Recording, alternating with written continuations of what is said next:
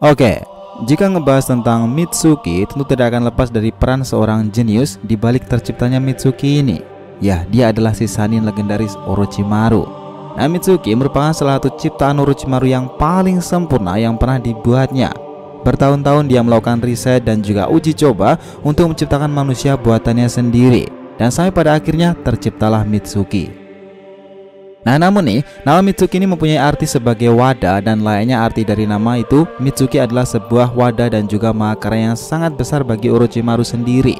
Pasalnya dia mencurahkan semua yang dia miliki ke dalam tubuh Mitsuki itu. Ya walaupun nih Orochimaru sudah memperlakukan Mitsuki layaknya seorang anaknya sendiri, namun kenyataannya Mitsuki hanyalah sebuah mahakarya dan wadah untuk Orochimaru mencurahkan ide-ide gila dan percobaan-percobaannya sendiri. Nah, namun nih, ini masih ada sebuah tanda tanya besar di balik Orochimaru menciptakan Mitsuki itu. Nah, apakah Orochimaru sudah benar-benar bertaubat dan kembali ke jalan yang benar, dan dia menciptakan Mitsuki ini agar di masa depan nanti menjadi salah satu shinobi handal yang dapat melindungi desa Konoha sendiri? Karena kita tahu nih, di laboratoriumnya ada banyak sekali Mitsuki. Oke, kita breakdown ceritanya mulai dari sini.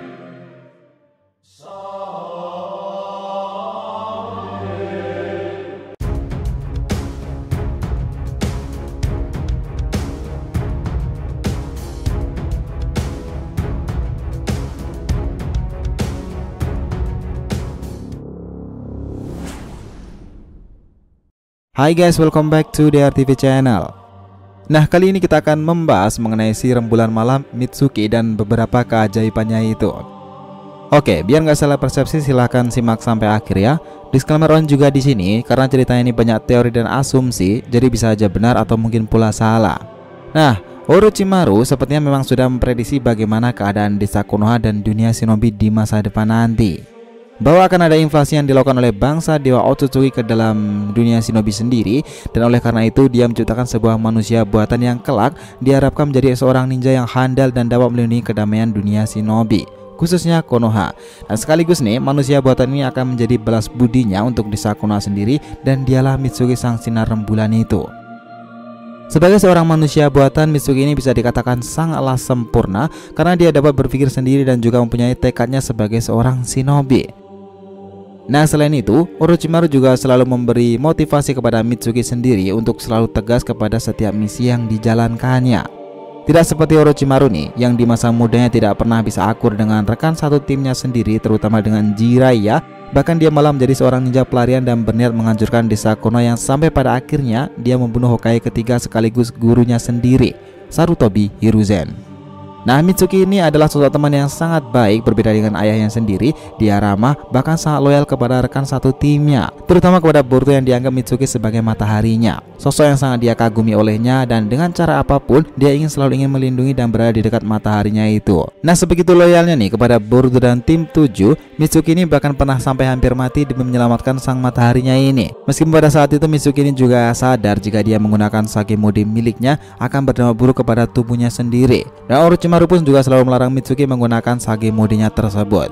Namun sekali lagi nih, demi menyelamatkan rekan satu timnya, Mitsuki itu rela mengambil keputusan yang sangat beresiko, meski harganya yang dibayarkan adalah keputusannya ini adalah kehilangan nyawanya sendiri.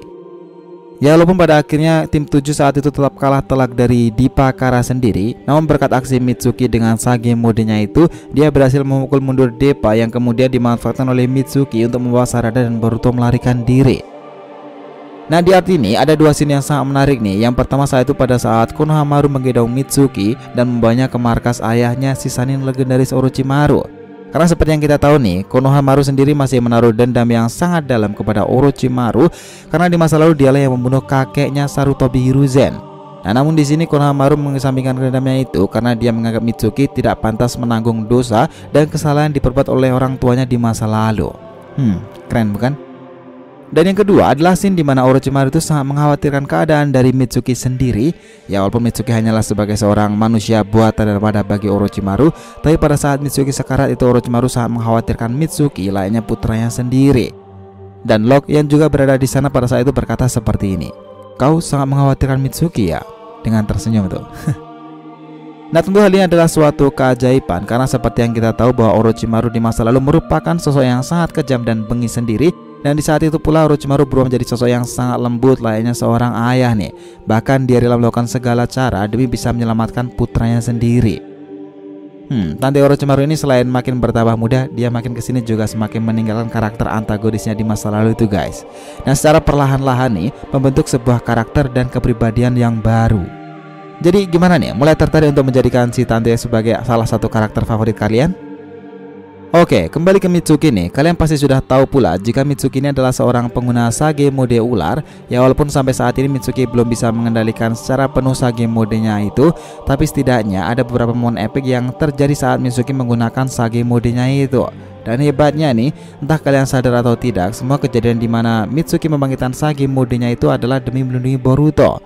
Nah ini memang keren sih hubungannya persahabatan mereka ini. Nah, salah satu momen Mitsuki membangkitkan Sage modenya adalah pada saat melawan si trio Momoshiki, dimana pada saat itu Mitsuki ingin melindungi Boruto agar tidak terkena serangan dari para Otsutsuki itu, dan tanpa peduli dengan status dan seberapa kuatnya para Otsutsuki sendiri. Namun secara tiba-tiba ketika ia membangkitkan Sage modenya itu, namun sayang sekali nih, bahkan sebelum dapat menyerang dengan Sage modenya, Mitsuki justru diajar habis-habisan oleh Urashiki menggunakan pancing yang tak terduga ini. Nah walaupun baru secuil kekuatan dari Sage mode Mitsuki yang dikeluarkan pada saat itu, tapi itu sudah bisa membuat seorang Urashiki yang mana merupakan Otsutsuki kelas atas merasa takjub. Bagaimana bisa seorang bocah bisa memiliki kekuatan yang luar biasa ini, dan bahkan kekuatan seperti ini tidak ada di planetnya. Nah ucap Urashiki seperti itu. Oke, berbicara mengenai Otsutsuki nih, pada saat sekarang ini cerita Boruto memasuki alur baru di mana karma dan Otsutsuki menjadi perbincangan yang sangat menarik, di mana seorang Otsutsuki dapat menanamkan karmanya kepada seseorang yang disebut sebagai wadah. Dan perubahan wadah atau orang yang memiliki karma dari Otsutsuki ini sangat khas dengan munculnya tanda yang berasal dari karma di tangannya, yang kemudian menjalar ke seluruh tubuhnya sendiri. Nah satu lagi nih, yang khas dari perubahan seseorang yang mempunyai karma ini adalah munculnya tanduk di kepala mereka, serta seluruh tubuhnya akan diselimuti aura yang berasal dari karmanya itu sendiri. Dan faktanya nih, Mitsuki juga sedang berada di Sage modenya juga mengalami perubahan layaknya seorang yang mempunyai karma. Mitsuki akan mengeluarkan tanduk di dahinya itu, dan dia juga akan mengeluarkan aura yang besar yang berwarna hijau dan menyelimuti sekujur tubuhnya sendiri. Ya memang sih, baik itu karma ataupun Mitsuki, keduanya itu adalah sama-sama wadah. Karma adalah wadah yang digunakan oleh Otsutsuki untuk membackup data biologis yang nantinya bisa digunakan untuk kebangkitan Otsutsuki kembali. Sementara Mitsuki adalah wadah dari Orochimaru untuk mencurahkan ide-ide gila dari percobaan-percobaannya sendiri. Apakah Kishimoto Sensei menggunakan konsep dari karma itu pada awalnya terinspirasi dari Mitsuki ini? Nah guys, sudah tidak diragukan lagi nih jika dalam kehadiran Mitsuki sendiri menjadi pembeda di cerita Boruto ini karena perannya yang sangat krusial, terutama perannya di tim 7.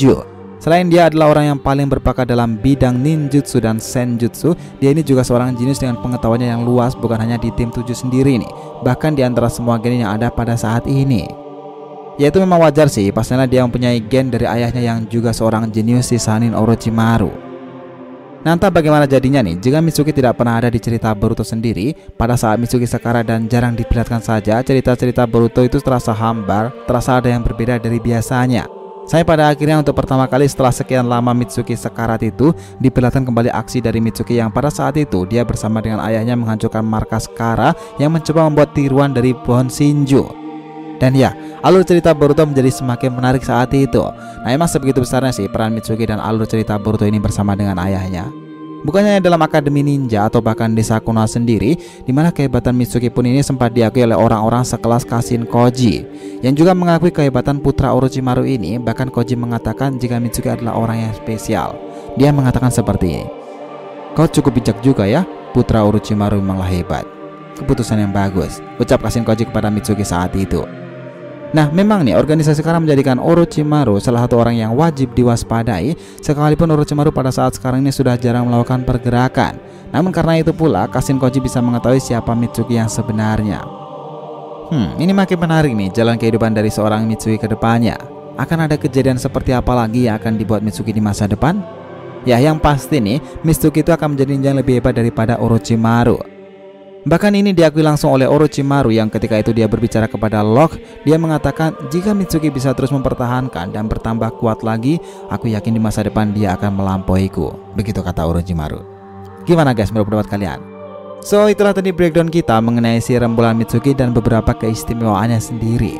Jangan lupa kasih saran di kolom komentar dan subscribe channel ini. Semoga ceritanya itu memberikan informasi dalam tiap pembahasan animenya. Thank you telah menonton konten DR TV and we'll be come back.